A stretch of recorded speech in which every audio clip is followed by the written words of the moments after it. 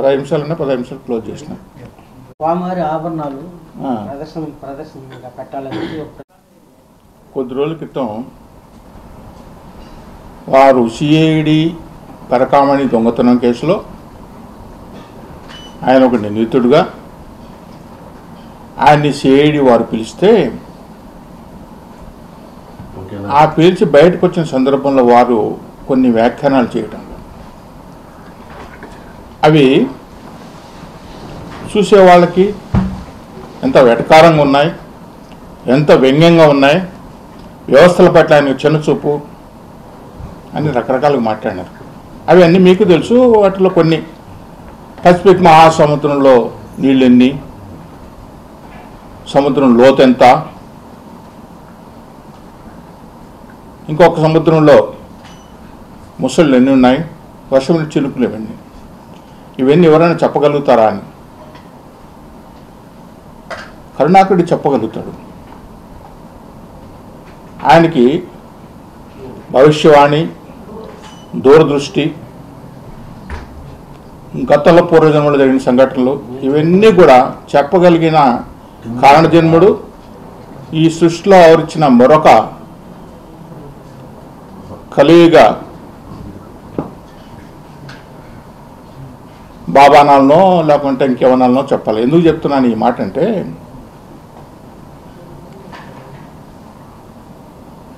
వెంకటేశ్వర స్వామి పట్ల ఎందుకు ఆయన ఏదైనా చేయగలుగుతాడంటే, ఒక వర్షపు నీటి చునుకులు లెక్కేయడమే కాదు, ఆకాశంలో చుక్కలు లెక్క పెట్టగలుగుతాడు, గ్రహాలు ఎన్నుండే వాటి చేయి చెప్పగలుగుతాడు, గ్రహాలు ఏ గ్రహం ఏం పని చేస్తుందో కూడా చెప్పగలుగుతాడు. ఇస్రో వాళ్ళు కరుణాకరుడి సలహా తీసుకుంటే బాగుండేది. ప్రభుత్వం కూడా వాతావరణం కూడా ఎప్పుడు వర్షం పడుతుంది, ఎప్పుడు ఆగిపోతుంది, ఎంతసేపు పడుతుంది అని చెప్పి కూడా కరుణాకరుడి సలహా తీసుకోవచ్చు. ఇది నేను ఊరికే చెప్పట్లే, కొన్ని ఉదాహరణలు మీకు ఉటంకి ఇస్తాను. నేను శ్రీమాన్ భూమన్ కరుణాకరెడ్డి గారు ఆయన అనుకున్నప్పుడు 7 కొండలు కాదు, అవసరం లేదు వెంకటేశ్వర స్వామికి 2 కొండలు అని చెప్పిన మహానుభావుడు వాళ్ళే. అసలు వెంకటేశ్వర స్వామి ఎక్కడున్నాడయ్యా? అక్కడ ఉండేది నల్ల రాయి. వెంకటేశ్వర స్వామి ఎక్కడున్నాడని చెప్పిన మహానుభావుడు ఆయనే. మొన్నటికి మొన్న వెంకటేశ్వర స్వామి అనవసరంగా అనాదిగా పడున్నాడయ్యా. అక్కడ మూత్ర విసర్జన చేస్తున్నారు, అక్కడ పూజలు చేయించే పేరు కూడా ఆయనే. ఆంజనేయ స్వామి పుట్టింది నంజనాద్రి కొండలో. ఆంజనేయ స్వామిని మర్చిపోయినారు, ఇక్కడే ఆయన బర్త్ ప్లేసు అని బర్త్ సర్టిఫికేట్ ఇచ్చేది కూడా ఆయన. ఫోటోలతో సహా వేసుకొని తాళిబొట్టు కొట్టేసిన ఘనత కూడా ఆ ఘనాపాటి కరుణాకరెడ్డి గారిది. ఆచారాల ముసుగులో వ్యవహారాలు, ఆచారాలు, సంప్రదాయాలు, భాష పేరుతో భాషా బ్రహ్మోత్సవాల్లో భాషను కూడా బజార్లో పెట్టి మార్కెట్ చేయగలిగిన గొప్ప ఘనాపాటి ఎవరన్నా ఉన్నారా ఈ దేశంలో అంటే కరుణాకరెడ్డి గారే. భాషను కూడా పెట్టి వ్యాపారం చేయొచ్చని చూపించి నేర్పించగలిగిన, కంఠంలో ప్రాణం ఉన్నంత ఒక భాషా బ్రహ్మోత్సవాలు చేస్తానని చెప్పిన గొప్ప ఆనుభావుడు కరుణాకరెడ్డి గారు. ఆ పదవి అయిపోతేనే ఆ భాషా బ్రహ్మోత్సవాలు ఆ లెక్కలు సరి చూసుకున్నాడు, సరిపోయింది లెక్క అని చెప్పి ఊరుకుండిపోయినాడు. అంటే ఇది ఎందుకు నేను చెప్పాల్సి వస్తుంది అంటే, ఆయన దురదృష్టి ఎంత అద్భుతంగా ఉంటుందంటే, ఆయన ఒక మీడియా సమావేశం మాట్లాడుతూ సిఐడి ఆఫీస్లో అవి ఏవిఎస్ఓ సతీష్ కుమార్ చనిపోయిన సందర్భంగా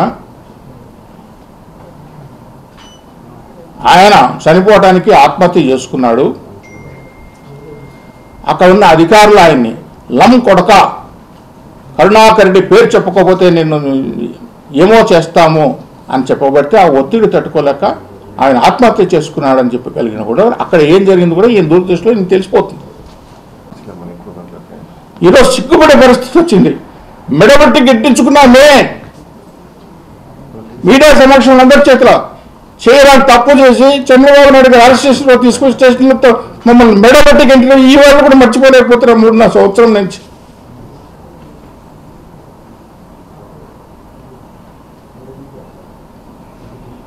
ఇంత స్థాయిలో అనుభవం పెట్టుకొని రాజకీయ సలహాదారులకు ఎంతోమందికి పనిచేసిన వ్యక్తులం ఈరోజు వెటకారంగా వ్యవస్థల గురించి వాళ్ళు ఏమీ చేయలేని పరిస్థితి ఉంటే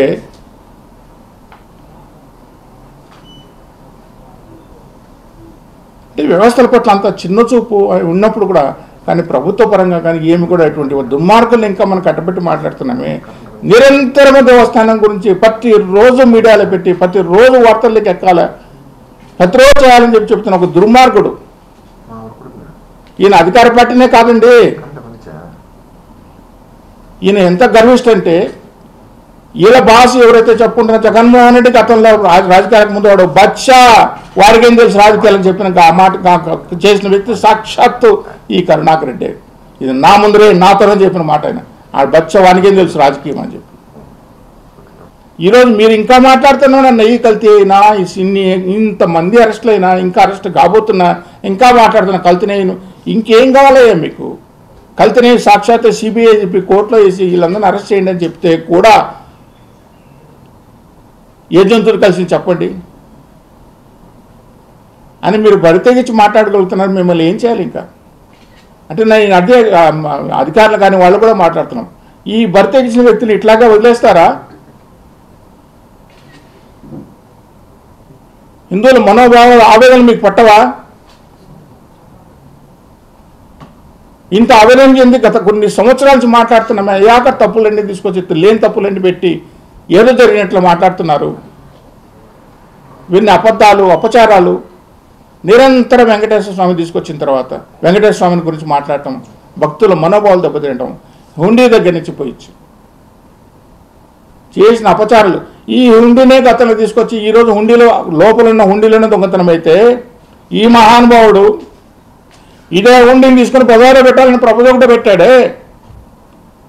ఉండి అక్కడే కాదు మన బయట వాళ్ళు కూడా ఉండి ఇద్దాము, ఎయిర్టెల్కో వోడాఫోన్కో లేకపోతే ఇంకో సంస్థకి ఇస్తే వాళ్ళు కూడా కలెక్ట్ చేసుకోవడానికి ప్రపోజలే బోర్డు తీసుకొచ్చిన మహానుభావుడు కదండి.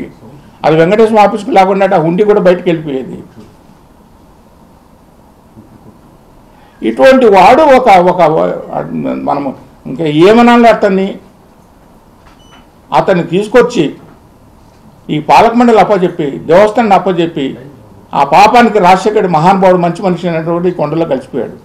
జగన్మోహన్ రెడ్డి మళ్ళీ తీసుకొచ్చి జగన్మోహన్ రెడ్డి ఆయన సుబ్బారెడ్డిని తీసుకొచ్చి వాళ్ళు చేయని పాపాలు ఒకటండి. భగవంతుడికి ఇచ్చిన కానుకలుగా అమ్మి పారేయండి యాక్షన్లు అని చెప్పి కూడా డెసిషన్ తీసుకుంటారు. రేట్లు పెంచేయండి, ఏముంది నిమిషానికి ఇంత రేటు కట్టండి, దర్శనానికి వచ్చిన వాళ్ళకి నిర్ణయం తీసుకుంటారు. నీ ఇంత అడ్డగోళంగా వేసి పారేసి వెండి పళ్ళాలకు వెండి కాయించుకో చిల్లర బతుకులకు అన్ని బతికి వీరిని కోట తీసుకొచ్చి ఆ ప్రసాదం నైవేద్యాలు కూడా కల్తీ నెయ్యి చేసి పంపించి ఇన్ని దుర్మార్గాలు చేసిన తర్వాత ఉండి డబ్బులు స్వామికి వచ్చేది ఉండి డబ్బులు కానుకలు ముడుపులు పట్టుకొని ఆ ఉండిలో వేస్తారే. స్వామి నాకు కోరిక తిరిగితే ఎక్కడి నుంచి వస్తాము నడుచుకుంటూ వస్తాంటే వాళ్ళంతా ఉండిలో వేసిన డబ్బులు కూడా కొట్టేయడానికి సాహసించారంటే వీళ్ళకి ఏ శిక్ష కావాలండి? ఇంకా సిగ్గు లేకుండా వచ్చి వాళ్ళు మాట్లాడే మాటలు ఎంత ఎంత ఎంత నిఖార్సుగా చెప్తారంటే ఏదో ఆయన వాళ్ళు అడిగిన మాటలు సముద్రంలో నీళ్ళంతా ఇవి ఎంత అంటే ఎంత ఎటకారం అయిపోయిందండి. వ్యవస్థలపైన మీకున్న వెటకారము, మీరు మాట్లాడే తీరు, బరితెగింపు. మీడియాలో ఎవరైనా మాట్లాడితే నాలుక కోస్తామని పనికిమాల బ్యాచ్ని ఒకటి పెట్టుకొని మీరు మాట్లాడించారు. మీరు నాయకులు సిగ్గుందా మీకు? మిమ్మల్ని అదుపు చేయగలిగే వాళ్ళు లేరు కాబట్టి మీ ఇష్టం వచ్చినట్టు మాట్లాడుతున్నారు.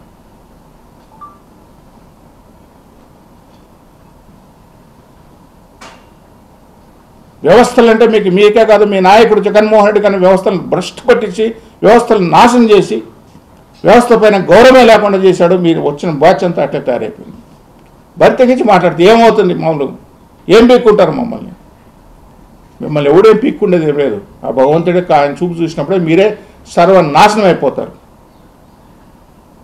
ఇంకా దాన్ని సపోర్టుగా దానికి ఇంకా ఏదో చేసి మేమేదో గొప్పగా మేమంతా పెద్ద నీతిమంత పరులము, ఇవన్నీ ఉదాహరణతో సహా ఉండి దొంగతనాలు బయటపడినాయి, నీ దొంగతనాలు బయటపడినాయి, స్థలాల అమ్మింది బయటపడ్డాయి, కాంట్రాక్టర్లు విజిలెన్స్ తీసుకుని ఇన్ని ఏజెన్సీలు పనిచేస్తుంటే వాళ్ళందరితో తప్పు నాదే కరెక్ట్ అని మాట్లాడుతున్నావే. ఇది కరెక్ట్ కాదు. వ్యవస్థలు కూడా తగినంత కఠినమైన చర్యలు తీసుకుంటే తప్ప వీళ్ళ నోర్లు అదుపులోకి రావు. ఇన్వెస్టిగేషన్ ఉపక జరుగుతుంది, జ్యుడిషియల్ మ్యాటర్ స్క్వీజ్ అయింది, వీళ్ళ నోటుకు వచ్చినట్టు మాట్లాడుతున్నారు. హైకోర్టులో మ్యాటర్ జరుగుతుంది, సుప్రీంకోర్టులో సిబిఐ ఇన్వెస్టిగేషన్ జరుగుతుంటే కూడా వీళ్ళ నోటికి వచ్చి మాట్లాడుతుంటే ఏజెన్సీకి ఏం విలువ ఇచ్చారండి వాళ్ళు? విలువ ఇకపోక చులకనగా అంత ఇదిగా మాట్లాడుతున్నప్పుడు వీటిని కంట్రోల్ చేసిన బాధ్యత ఉందని చెప్పి నేను ఏజెన్సీలు కూడా ఒకసారి నా రిక్వెస్ట్ చేస్తున్నాను. ప్రభుత్వం కూడా ఈరోజు మేము తెలుగుదేశం నాయకులుగా ఎంత మేము బాధపడుతున్నామో, ఏ విధంగా బాధపడ్డామో మా మనోభావాలు కూడా అర్థం చేసుకోవాలని చెప్పి మీ ద్వారానే తెలియజేస్తున్నాను.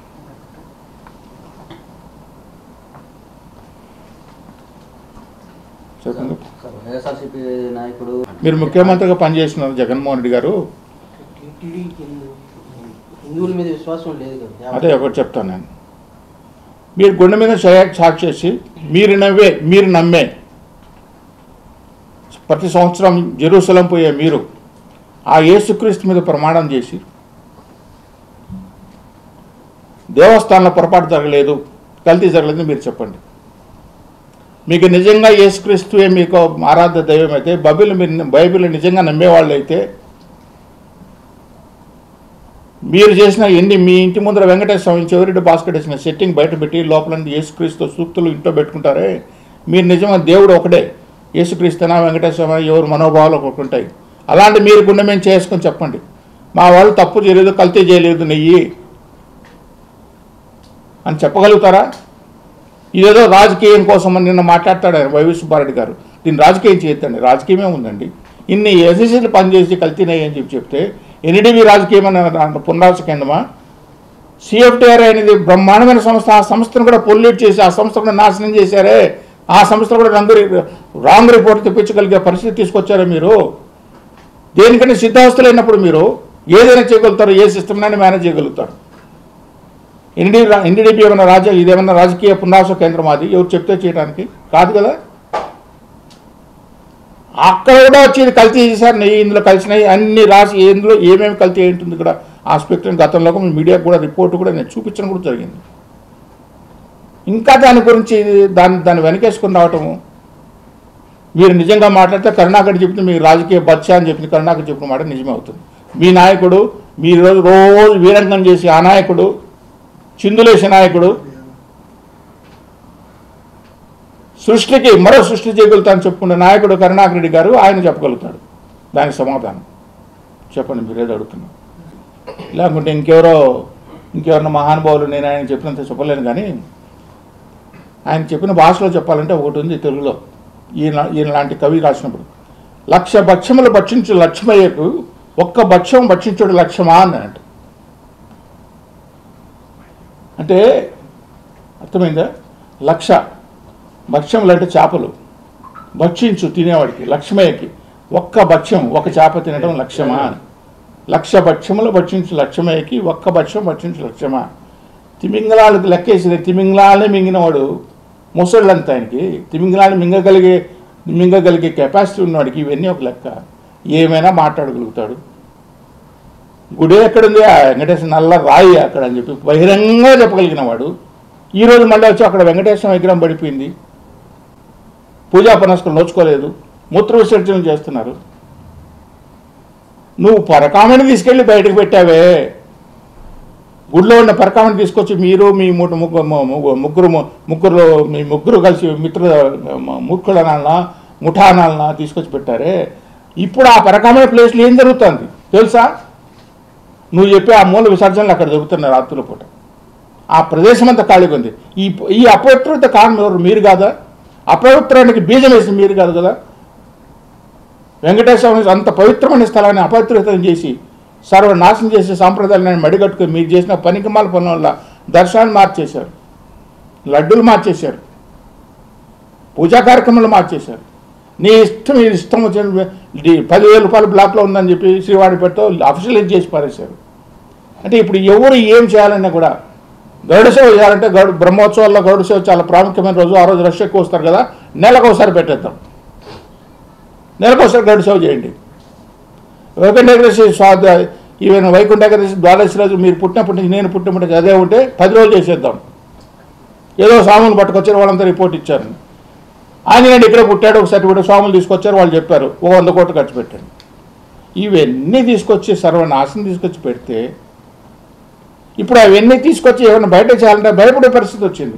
ఇది మనం తీస్తే ఏమవుతుందో, ఎక్కడ మనకు భక్తుల వ్యతిరేకత వస్తుందో, భక్తులు ఒక అలవాటు చేసి పెట్టారు కదా వీళ్ళు. లేకుంటే 60 అడుగుల దర్శనంలో 115 మంది 120 మంది గంటకు పుష్ చేయటం ఎక్కడైనా ఉందండి? ఏ గుళ్ళైనా మీరు చెప్పండి, మీకు అనుభవం ఉంది. శబరిమలలో మనకంటే ఎక్కువ భక్తులు వస్తున్నారు ఇవాళ కూడా. దర్శన విధానంలో ఏమైనా మార్పు జరిగిందా? దర్శనం అక్కడ పోయేవాళ్ళు ఏమైనా ఎన్నికలాగి ఎక్కడిని దర్శనం చేయిస్తున్నారా? ఇటువంటి దుర్మార్గం అన్నప్పుడు వీళ్ళకి వచ్చే కదండి. వీళ్ళకి దేవుడు అంటే భయము భక్తి ఏమన్నా ఎక్కడన్నా ఉన్నాయండి వీళ్ళకి? ఆ భయము భక్తి ఉంటే ఇటువంటి పనులు చేస్తారండి. భర్త ఇచ్చి మాట్లాడుతారు రోడ్డుకి ఇష్టం వచ్చిన రోడ్డు పైకి వచ్చి.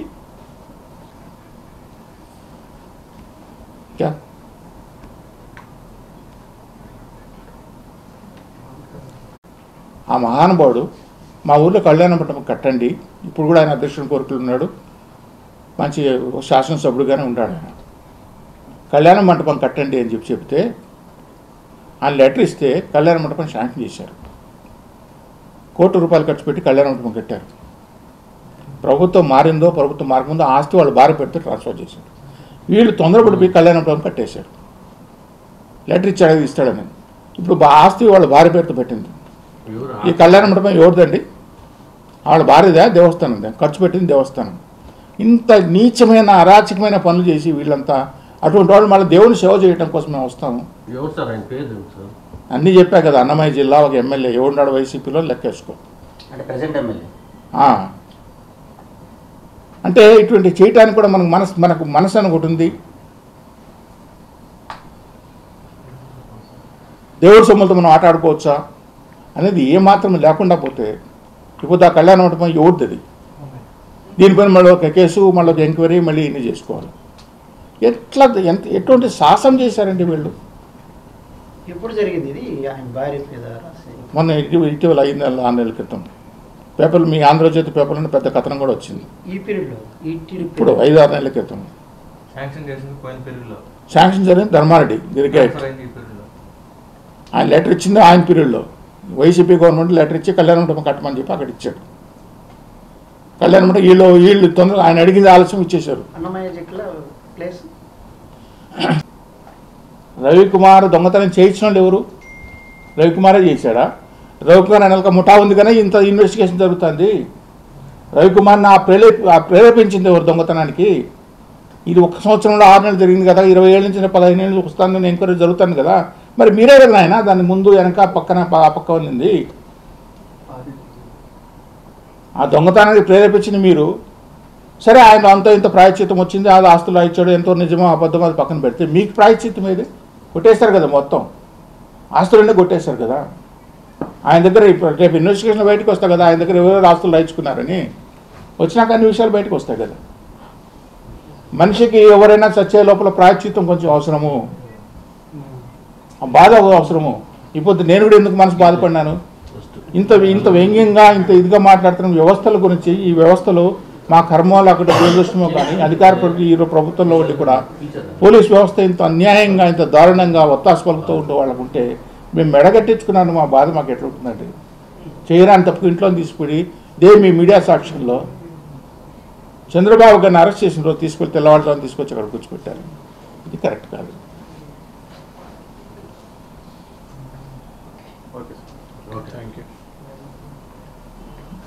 కూటమైంది వాడు పంచుకొని ఈసారి నా దగ్గర లేదు నువ్వు ఏంది వాడు చెప్పటము, కృష్ణావాడు గుంటూరు చెప్పడం, గుంటూరు కాళహస్తి చెప్పడం, కాళహస్తి ఇంకోని చెప్పడం, ఇదేంది దందా? ఇది వాడు చేశాడు కాబట్టి మీరు ఎట్టే కంటిన్యూ చేస్తున్నారు.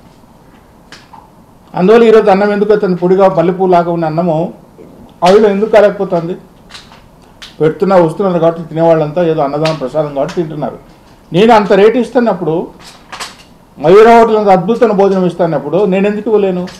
ఆయన చెప్పిన సమాధానం తెలిసిన అంత విచిత్రంగా ఉందంటే రైస్ మిల్స్ మీకు మీ వాళ్ళకి వండే చేత కాదన్నమాట. అంటే 1947 నుంచి అన్నదానం ఉంటే వాళ్ళకంతా వండే చాలు, ఇప్పుడు మాత్రం వండే చేత కాకుండా పోయింటే 15% మా ఇచ్చే కలగలేదు. 2% నేను ఉన్నప్పుడు పెట్టింది, 2% ఉండేది తేమ, ఈరోజు 15% వచ్చింది. అంటే 100 కేజీలు నేను బియ్యం రేట్ ఇస్తే 75 కేజీలు డెలివరీ అవుతున్నాడు. అంటే తేమలో వెళ్ళిపోతుంది. అది ఏం చేయాలంటే కూడా భయపడుతున్నారు. ఏమన్నా ఎట్లా పోయి, ఎందుకంటే వీళ్ళ నోరు అట్లా ఉంది, ఈ విధంగా భయపడుతున్నారు. మాట్లాడి వీటి చేయగలిగింది.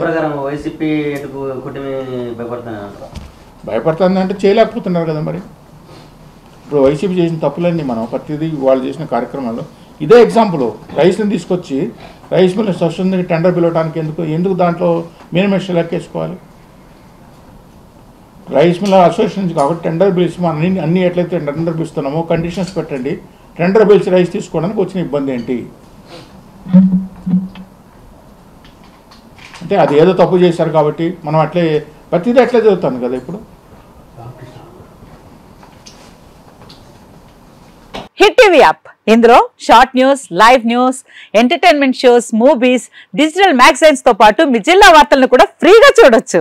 ఇంకెందుకు ఆలస్యం, వెంటనే హిట్ టీవీ యాప్ ని డౌన్లోడ్ చేసుకుని ఫ్రీగా ఎంటర్టైన్మెంట్ పొందండి. Hit TV app. Hit TV app. Please download hit TV app. Hit TV app ని ఫ్రీగా డౌన్లోడ్ చేసుకుని ఎంజాయ్ చేయండి. మీకు నచ్చిన ఎంటర్టైన్మెంట్ కోసం హిట్ టీవీ యాప్ ని ఫ్రీగా డౌన్లోడ్ చేసుకుని ఎంజాయ్ చేయండి. హిట్ టీవీ యాప్ ని డౌన్లోడ్ చేసుకుని ఆస్వాదించండి, ఆశీర్వదించండి. ఇంతమంది సెలబ్రిటీలు హిట్ టీవీ యాప్ ని డౌన్లోడ్ చేసుకోండి అని చెప్తున్నారంటే ఎంత మంచి యాప్ ఆలోచించండి.